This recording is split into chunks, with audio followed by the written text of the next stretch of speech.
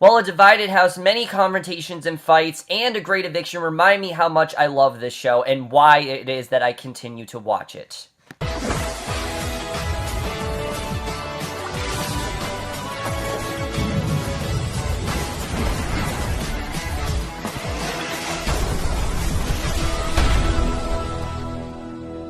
Hey guys, I remember Big Brother Over the Top, Season 1, Episode 2, and I was definitely looking forward to this episode. I really enjoyed last week's premiere. I thought it was very strong overall, and I was really hoping this episode would keep things up.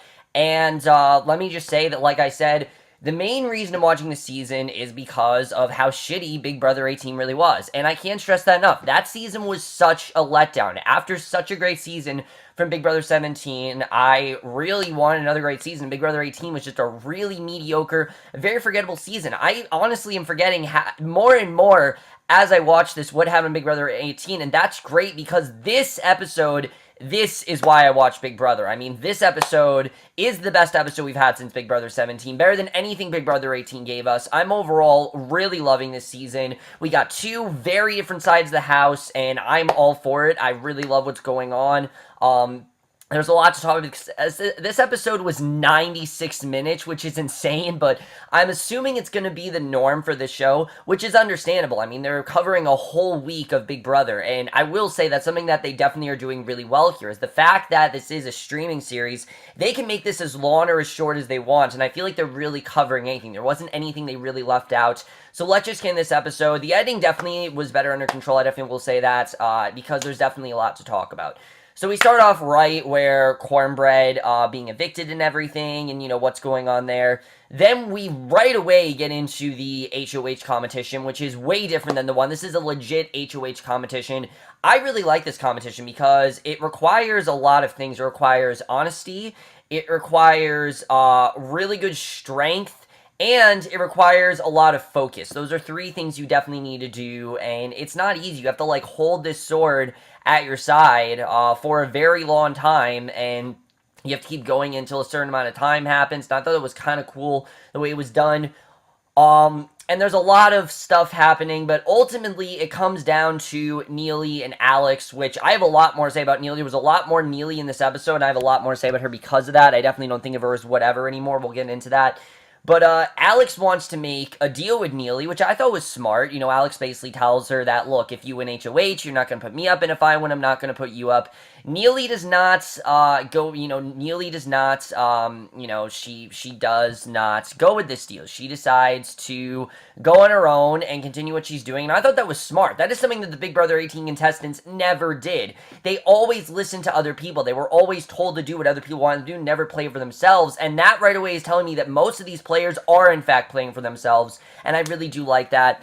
But basically, Neely does not go on for their deal. They do decide to keep each other safe, but ultimately, Alex does end up winning HOH, and I was very happy to see Alex win. I mean, this is someone who said in her interview, I want to do shit this season. She didn't say it exactly that way, but I want to actually get stuff done. I don't want to be one of those people who fly under the radar. I want to be memorable, and I'm definitely getting that vibe from Alex. She definitely wants, her week to be a memorable week, and she doesn't just want to waste her HOH, and I really like players that do that. There are so many players in the game that, I'm going to do stuff, and they don't do anything, and Alex does not seem like she's going to be one of those players, and she's doing a really good job with that.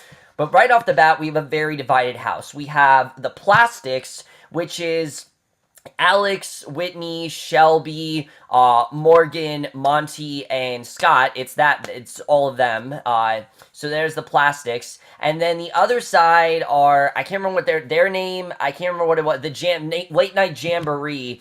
You have Jason, Justin, Chrissy, Danielle, Shane, and Neely. That's that side of the house. And they basically, like I said, it's very, very divided. And I like that everyone really is included there. Everyone really is on their own. And no one's really on their own. Everyone is in these two groups. And I like seeing that. And basically, they think that they're going to be a final five, and then they don't really like the other side of the house, and I really get why they don't like the other side of the house. So that really was very interesting going forward. But right off the bat, I really like what they do with Neely in this episode, because like I said, I didn't get much from the premiere, so they did in fact give us something with her here.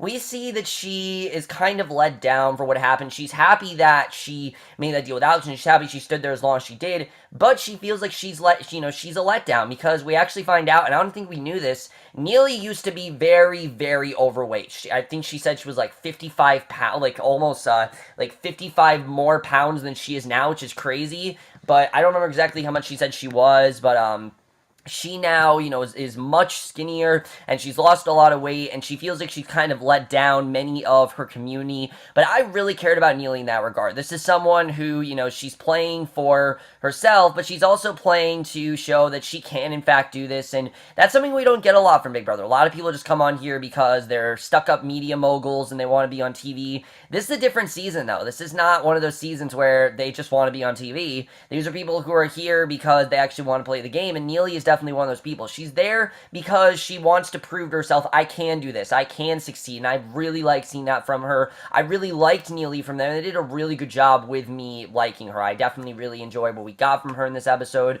She definitely was really great, and Neely in general, really like what I'm seeing of her so far. I like the scene, with Chrissy telling her, oh, you're going to do great, everything's going to be fine. I really enjoyed it overall. Really good stuff there. And like I said, they took me from thinking Neely was whatever to really sympathizing with it. That's something they did really well in these two episodes, is that from these two episodes, we really know who these house guests are. It feels like tons of time has passed, and that's because episodes are much longer. But because of the longer length, it really gives me time to see who these characters are. Not characters, but who these people are. I keep saying characters, but they're people. I'm just used to saying characters because it's a TV show, and I don't watch many reality shows, you guys know, but who these people are, why they're here, and why, what makes them rootable, and that is the perfect way to do that with what they did with Neely. So then Julie comes on to tell us another twist that really, I think, actually is going to be beneficial in the house, and that is that just like Big Brother 18, there are going to be 7 weeks, not 4 weeks, of America's Care Package, and I'm all for this. The reason it didn't work in Big Brother 18 is because those house guests had no idea how to use it to their advantage, and these house guests, I think, in fact, do. They are taking this seriously, they're seeing what's happening to them, and I think they realize that by winning said care package, it already puts them as a target, because if they know, oh, America likes this person, they're immediately going to come after them. And that's exactly what, I think was going to happen. Which is why I think it was surprising of who actually won the first care package. The first care package was actually given to Chrissy, who, let me just say, I really don't dislike anymore. I actually liked what I saw of Chrissy in this episode. Is she my favorite? No. I think she's still a little bit too sarcastic and just a little bit too gruff for me personally. I like what I'm seeing of her. I don't dislike her, but I like overall, I liked her in this episode. I didn't dislike her like I did in the last one, but basically, Chrissy surprisingly ended up winning this care package, and I thought it was smart for what Alex did. Alex now knows that Chrissy has this care package, and Chrissy's care package basically is that she can make one person safe from eviction, and her and Alex basically talk about this, and they basically pledge to give each other, safety. Alex isn't going to come after her, and Chrissy basically decides, to go with Alex, because Alex tells her straight out, let's not put up Jason. She knows that Jason was a target last week. She doesn't want to get out Jason this week, and she doesn't want Jason to come for her. She knows that Jason is liked, and Alex, is really smart, because, she does watch a lot of Big Brother, and she, very much like Jason, is a super fan, and knowing, that she is a super fan, and knowing how Big Brother works, she knows that if people know that Jason, who is a returnee and who is liked by many, is, getting these care packages and is liked in the house, he's gonna be a target. She doesn't want to be a target, though. She wants to keep him there for longer. So Chrissy does, in fact, give the care package to, the safety to Jason, which I thought was very smart of her to do. I really did like seeing that overall, and I thought overall that definitely did make sense why she had to do that, obviously, because Jason is one of her closest allies, who I believe that Chrissy seems like she's kind of starting to develop a crush on, which we didn't really see in this episode, but we definitely are starting to see that on the live feeds. I don't know if Chrissy knows he's gay. I'm assuming she does. I don't know if she does, but I do like seeing Chrissy and Jason's bond overall. She does, in fact, keep him safe, which I thought was smart to do. So he basically is immune from eviction. He can't be nominated, and I like seeing that. And there's not a ton. There's a good amount of Jason in this episode, but there's not nearly the amount that we had last week because, like I said, it's Alex and Whitney and things like that. They're one of the biggest parts of this, and we'll get into that. But now we talk about Monty. Monty really was the main person in this episode that we need to talk about. First of all, something's going on between Monty and Shelby. We can see that these two are getting a lot closer. And right away, there's an instance where Monty says something about how Justin bought his clothes, didn't buy his clothes. He borrowed his clothes from a friend's house. And we see that Justin really does not take kindly to this, and especially Neely. Neely really interprets this the wrong way. And I know a lot of people are saying, oh, this was all, that they tried to make him sound like he was racist, but the way that Monty said it, I mean, no, it did not sound like, it didn't really sound like it was the best way. It sounded very kind of, racist the way it was, and basically, we see that Justin immediately goes off on Monty. Monty, of course, has no idea what's going on. He doesn't know why Justin is targeting him all of a sudden and why he's getting so pissed at him, but there's a whole war of words exchanged between these two, and like I said, this is great Big Brother. The first weeks of Big Brother should be this intense. The first weeks of Big Brother should be this divided, and this is exactly what I want to see from the first weeks of Big Brother. I mean, it was strange in Big Brother 18 when there wasn't a ton going on. This is what a great season of Big Brother is. It's two people pitted against each other, just really, going tooth and nail, and that's exactly what's going on here. Monty has no idea what's going on. Justin's really taking offense to this, and I honestly kind of did feel bad for Justin. I mean, I don't think Monty says he didn't mean what he said, but I honestly don't know. I think it was interesting the way that was done. But basically, they have it out. We don't really know what's going on there. Why Monty what exactly is going on with Justin. There's another thing that happens with Justin, though, that has to do with Morgan. This was very strange. Justin comes out of the shower completely naked, and Morgan basically feels like he's trying to coerce her into seduction, and she's obviously very uncomfortable by what's going on. I don't really know how to read this, really. I mean, Justin's definitely, Monty even said he's a very interesting character, and he's not really like a lot of house guests that we've seen, but he's also kind of like a Paul or a Johnny Mac, where he does things and he doesn't really care what the rest of the house thinks of him. He wants to be, he's weird, he's funny, and I'm liking what I'm seeing of him so far. I think he's fun overall, and it's definitely interesting to see the way that Justin goes about himself. Definitely interesting the way that was done. Then we get to the safety ceremony, which there is definitely a lot to say about this safety ceremony. First of all, of course, Jason is automatically safe, and this really puts Alex in a bind. She doesn't really know what to do. She knows she can't go after Chrissy, but she doesn't really know if she wants to target Monty, which something that they didn't really cover is that Monty is, in fact, in this group, but he's not really with them. The only reason that he's part of this group is because they want him to feel like he's safe. They want him to feel like he's in power, so that way he feels extremely comfortable, and we all know when someone feels extremely comfortable, most time, they don't know why, and they're kind of in the dark about things, most times they're going to get evicted, and we'll get into that, but basically, we see Alex ends up nominating Danielle and Shane, and honestly, I think it was a smart thing to do. I mean, Jason told them that they were safe and that there's no way that Alex is going to come after them.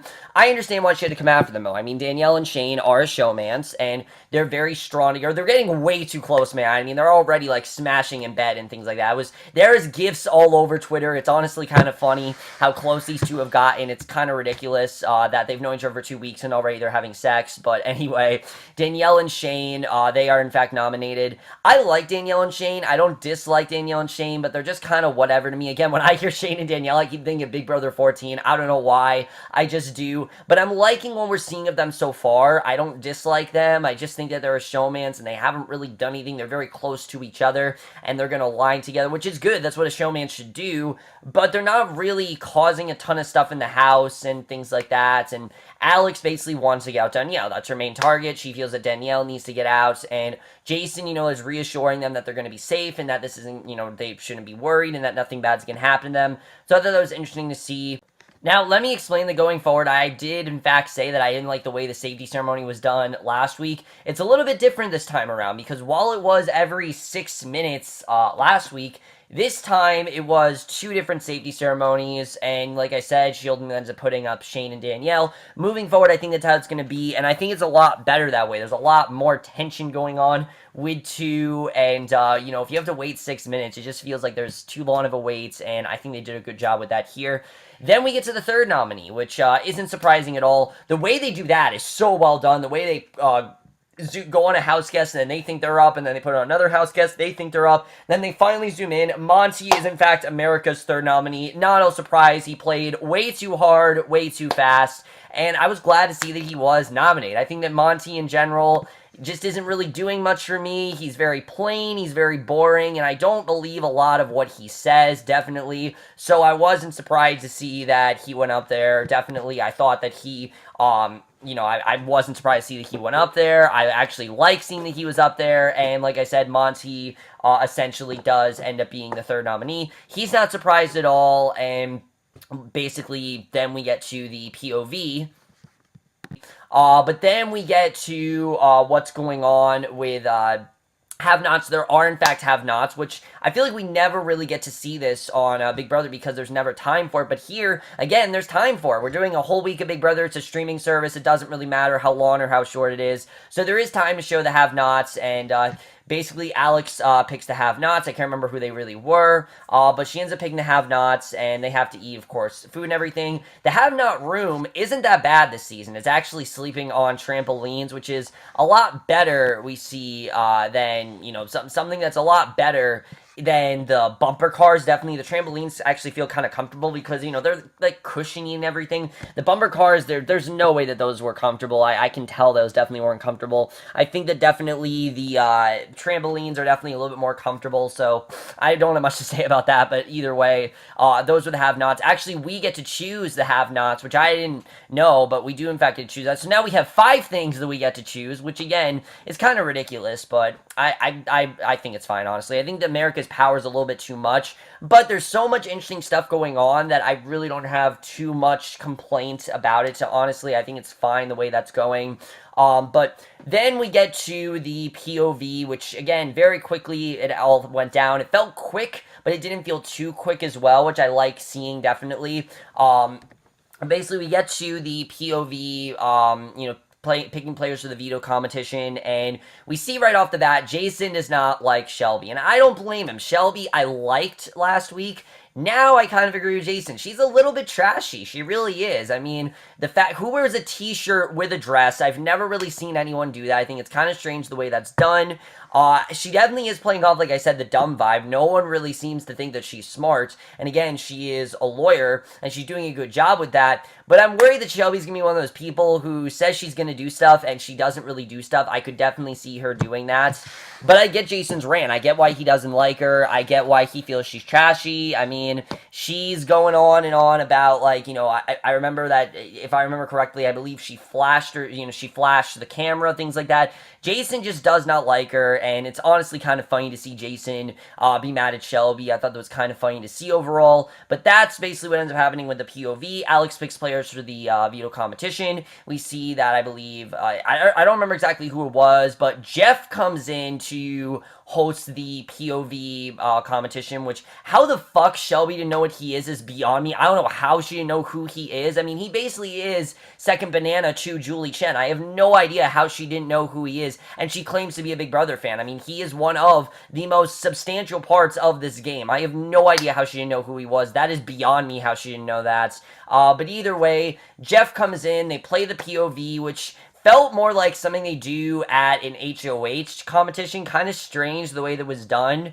It's one of those things where they hit the ball and basically was this golfing thing, and if they made the right, if they hit it in the putt and everything, then in fact they would win. But there are a few punishments along the way. One of them being that they can't play in the POV ceremony. Another one being the water hazard, which is when they have to crawl into the pool every time the water would ring. Another one was like being in a sand pit, which again feels very strange in week 2, but honestly it feels like so much time has gone by because of how long these episodes are that I get why they have to rush things. I mean, there's only, I believe, 10 weeks weeks this year. There's only going to be 10 episodes, so they don't really have the time to, wait a week. There's really no point for that. So I understand why they did that. I mean, they really do want to get things, jump starting, and I'm perfectly fine with the way that was done.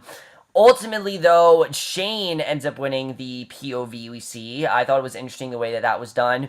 But Alex decides to go for, I don't remember which one she went for, but she went for the one she thought was least horrible.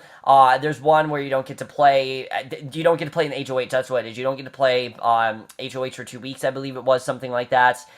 Danielle picked the water hazard, which is essentially her going into the pool every time the water sound goes off, which I felt really bad for because of that, honestly. And then Shane Scott's is the worst. He has to be in this sand pit. He can't even be in the POV ceremony. It's honestly kind of funny the way that was done.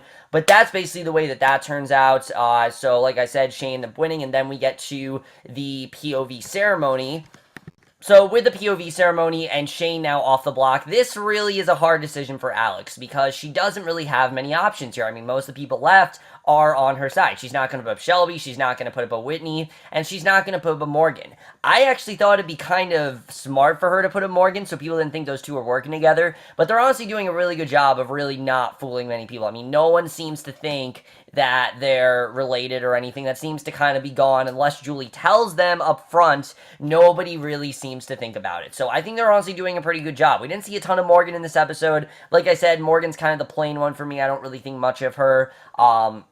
She's attractive, but I think Alex is just the one that's doing more for me right now.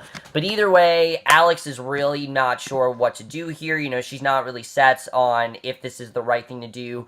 But she ultimately is basically forced to put up Chrissy as the third nominee. I thought Chrissy honestly handled it really well, though. She understood that this was for game-related reasons. This wasn't anything personal, that she wasn't on Alex's side. Therefore, that, she had to go up. That's just how it was going to go. There was no other way, really, for her to... there was really no other way for her to get Alex's allegiance, even though Alex said she wouldn't. Alex didn't plan on this happening, so Chrissy does end up going up as a third nominee. And I think Chrissy, she looks like she's going to be one of those people to me who, she gets nominated as a third nominee, but she never really, leaves. She's going to be like a Johnny Mac or a Paul, where you can reuse her. And in his position like that, it's so interchangeable. I think Chrissy's probably going to be up there a bunch of weeks, and she's not going to go anytime soon. I definitely could see that happening to her. And I thought, like I said, she did handle it pretty well, though. So I was surprised on how well she actually did handle herself. And even though she did say that she is going to go after Alex in the end, I thought overall she did do a good job with showing that. But now Jason's side of the house, because it basically is Jason's side of the house, Jason and Justin, that is, they're really the ones ruling that side of the house. They are making it their mission to get out Monty. They want to get out Monty. They want to make sure that he's gone. They feel that he's a target, and they're going to come after Alex, basically. That's what they're planning on doing. While Alex's side of the house, Alex and Morgan's side, because they're really ruling that side, they want to get out Danielle. They feel that this is going to be a lesser target. They feel that they get out Danielle, that Alex has less of a chance of going home next week. But the thing is, if they do get out Danielle, Shane even said he's going to come for Alex. So really it is a smarter move to go for Monty and not for Danielle. I get why they want to get rid of Danielle, because they feel that Danielle could possibly win HOH, and that they'll care less if they get out Danielle than if they get out Monty. They can use Monty, which, Monty is someone they have seen is someone that is, easily, can easily win these kind of competitions. So they're not really surprised that they're not really that eager to get out Monty, which I thought was smart to do. I like seeing that they want to keep, Danielle and not just get out Monty because it's what the house wants. That's something that we're not really seeing a lot of. We're not just seeing it's what the house wants. America's vote impacts this a lot. A lot of people are saying it's ruining things. I honestly think it's kind of adding to things, because knowing that America's vote is in play, that really makes them think, okay, what does America really want us to do? But also, what do we really want to do? What do we think is the right thing to do? And by us seeing that, this gets us to think, which side do we really like? For me right now, I'm liking the plastics. I like that they aren't just aligning with the house. I like Jason's side overall, but I think the plastics, I'm liking what I'm seeing of them. The only thing I didn't like was Whitney overall. Whitney's the one that's not doing much for me. I know I said I liked her. I don't know. I'm starting to not like her, honestly. And it's not that I think that she's a bad a house guest, and I think she's a bad person, but she's way too innocent. I mean, her getting upset at Danielle sticking out her tongue at Monty, I thought was really dumb overall. It sounded like something that you hear in middle school. Oh, she stuck in her tongue. Oh my god. I don't know why she was so upset about this. It was kind of dumb. But I get it. She was trying to come up with a reason to not like Danielle. She was trying to come up with a reason to get her out. I understand that. I get why they had to do that. But anyway, we get to the eviction, and it ends up being pretty much tied between Danielle and Monty. You know, it's very tied between them. I thought Alex was going to have to be a tiebreaker, but she actually doesn't. We see most of Alex's nominees vote for Danielle, and most of Jason's side of the house votes for Monty. And I'm guessing that America's nominee was Monty as well. I would have voted out Monty. But Monty essentially is the one that ends up leaving. I thought this definitely was very smart that Monty ends up leaving. He, like I said, he just played way too hard, way too fast. He wasn't doing much for me, and I didn't believe a lot of what he said. Even though it seemed like he was definitely sincere in his interview with Julie, I feel like he was just trying to come off as a good guy, but I don't really know if he didn't mean to be racist. I honestly don't really know. I didn't get much from the guy overall. He was very much, very controlling. He was very manipulative, and really just was trying to control the house, which really wasn't his to control, and that's essentially why he ended up leaving. Same position as Devin, same position as Paulie, same position as Jeremy. Pick any of those kind of Big Brother players that have overplayed. That is exactly what Monty is. He goes right with them. He's going to be very forgettable, and he's going to be one of those people that he comes back on finale night. I'm going to say, oh yeah, Monty, that guy. I remember when he was ruling the house. It seems like that happens every single season, and this really is no different. The difference here is that there's a lot more likable house guests, so definitely Monty, that's one of the reasons why he's so stale, because everyone's so likable, and it really does show a lot about this season when I'm forgetting someone like Monty, when in a lesser season like Big Brother 18, Paulie remains one of the most memorable, which is kind of is kind of sad, but here, I'm really going to forget who Monty is. Sad to see him go, but I'm not really sad to see him go, honestly, because he wasn't doing much for me, and he's not one of the ones that I'm really looking for, really rooting for, so I don't really have much to say about him. And that's basically it for the week. Like I said, I don't exactly like the way that they have edited these episodes where it kind of just ends with someone leaving. I want something a little bit more, like just a little tease of what we're going to get next week, but I get it. It's supposed to be like a week of Big Brother, a weekly recap. It works that way, and I think they did a good job with that overall.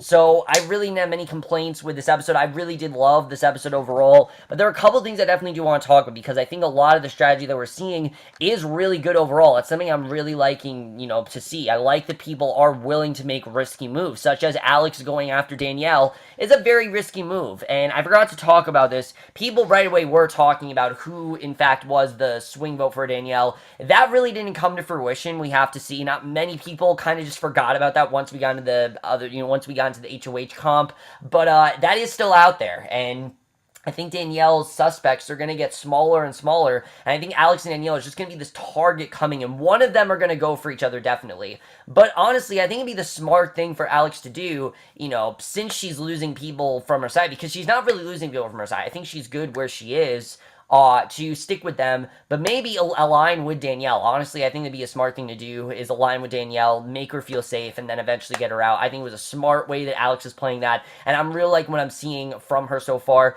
but I'm not going to rule out Jason's side of the house either, because they're really great. I don't want you guys to think that I'm a Taron Armstrong. Sorry to Taron Armstrong, because I really do like Taron Armstrong on as a podcast, but yeah, he is kind of biased with his liking for Alex. I will definitely say that. I'm not going to be like that, though. I'm going to talk about both sides of the house. I'm not dissing Taron Armstrong. I actually really do like Taron Armstrong. He's probably my favorite of the live feed correspondents. I think he's a really fun guy. And, he kind of just he clearly has a crush on one of the, he has a crush on one of the house guests. That's happened to me many times. And I know how that feels. When you have a crush on one of the house guests in Big Brother, you don't really think clearly. You think everything they do is great and that they're the best person ever. And I'm not going to say it with Alex. I think she's playing a really great game. But again, it's a little bit too early for me to really decipher if she has a good chance of winning. Right now, I would say, yeah, I do think she has a good chance of winning. But Jason's side of the house is really strong, too. They're sticking together. They will, stuck to their nominations. And if they win, I mean, it could really really change things up, and I'm looking forward to seeing really what they're going to do next, if they do in fact end up in Power in a couple of weeks. I'm definitely looking forward to seeing what I get from them. Jason and Shelby feud is very interesting because Shelby, if someone from Jason's side wins, I could see Jason right away want to take a strike at Shelby. Shelby is someone that you could keep around, but at the same time, I'm not really getting much from her right now. I think that she's really playing up that dumb factor, and she's doing a good job with that, but it honestly is kind of hurting her game. Everyone's thinking that she's kind of like this slutty girl, and she's really not like that, we see. She's kind of just playing that up, and she wants them to think that. But the fact she didn't know who Jeff is, that definitely wasn't her playing dumb. She, in fact, didn't know who Jeff was. I have no idea how you don't know who Jeff is. That's very strange overall. But Shelby and Jason, I'm looking forward to seeing the way that this is going to play out because I think this is going to be very interesting. The care packages are a lot more in play this season, we see. There's definitely a lot more going on with the care packages and the way that they are played out this season. These house guests know how to handle them, and like I said, it's definitely going to make them a target. Chrissy is someone, though, I don't really see her being much of a target. I see her going up and off the block. I could definitely see that happening to her. Next week, if I had to pick a nomination, I'm going to say Danielle is going to be the one to leave. They want to get out Danielle. I think she's going to go next week. I definitely could see that happening. I don't see Danielle's future going that much longer. I definitely see her getting out. Either her or Shane. If she does not leave, it's going to be Shane. One of them are going to leave next week. I see that happening. It's usually the male that ends up leaving before the female, but it seems that neither of them really are that strong. Like, they're strong, but it's not really, there's not a lot of dominance in that relationship. It seems very codependent, and we definitely do see that. So, I think either of them have a chance of leaving. I don't really know which one is going to leave, but Shane or Danielle, I think one of them definitely, they're going to be the target next week. We'll have to see. I'm not going to say who the HOH is. I know who the HOH is. I'm not going to say who it is because I don't want to spoil it for you guys. But the way that the safety ceremony is done, I think is interesting as well, the way that that's getting done. And the editing this episode, there was one weird scene with Amelie where for some reason they edited out the swearing, but they didn't edit out the swearing in any, there's even swearing in diary rooms. It's very strange to hear them say fuck in diary room and hear them say shit in the diary room, but I'm really getting used to it. I think it's kind of cool the way that's done, and honestly, I'd like to see Big Brother done this way in the future because it's just cool to see an uncensored Big Brother. I do like seeing that overall, the way that that's done. Overall, I'm really enjoying this season, guys. You guys know this. I've told you I'm really enjoying this season, and I mean it. I really am enjoying this season. I think overall, they really have done a good job with picking house guests that want to be there, and not just people that are there to be on TV. There's people who actually do want to play the game. I don't know what's going on with Justin. I think he's kind of a weird house guest right now. I know Monty did say, in his exit interview with Julie, which he definitely was regretful what he said. And he definitely did come across as apologetic and definitely did get that point across. But at the same time, with the way that he was acting, definitely the way he was acting, I don't know if he was just if he was actually sincere, or if he was just trying to play up that apologetic card to get us to like and be like, all right, he was a nice guy. I really don't know him, Monty. He didn't really seem that genuine to me, so I don't really know if he was sincere or not. If it really was genuine, I don't really know. But either way, guys, that's my review. Let me know what you guys thought this week overall. You enjoying this show? Love to hear your thoughts on it. And I will see you guys in my next video, which will be a show that I know you guys have been waiting for, and that is the series premiere Freakish on Hulu, and I will see you guys for that. Okay, bye.